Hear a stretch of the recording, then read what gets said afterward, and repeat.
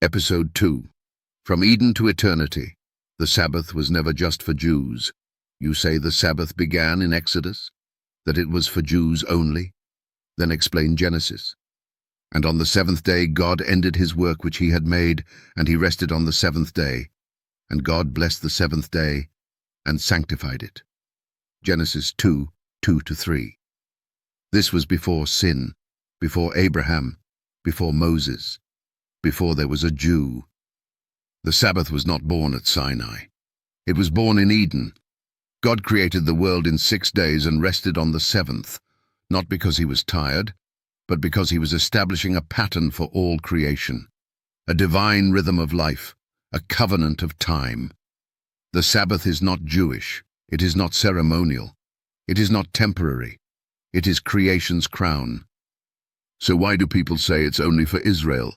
Because they believe the lie that God's commandments are culture-bound. But how can that be if Isaiah says that in the new heavens and the new earth all flesh will worship before God from Sabbath to Sabbath? If only Jews are called to keep the Sabbath, then there are no Gentiles in eternity, but God's word says otherwise.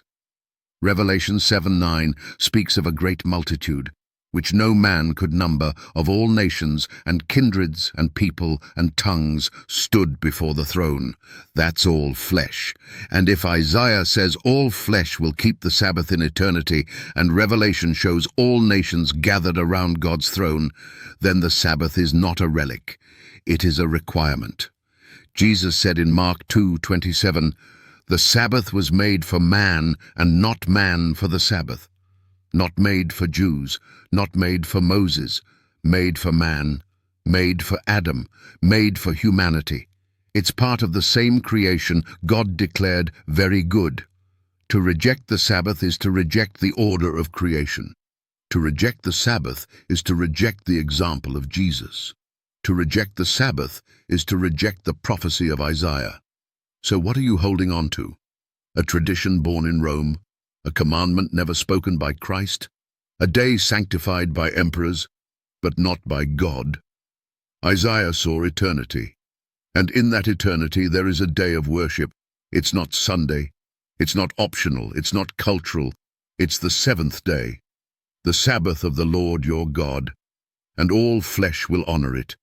You can resist it now, you can reject it, you can argue against it, but when heaven descends and the earth is made new and the gates of the city swing open, you will either be inside worshipping on the Sabbath or outside weeping with the lost.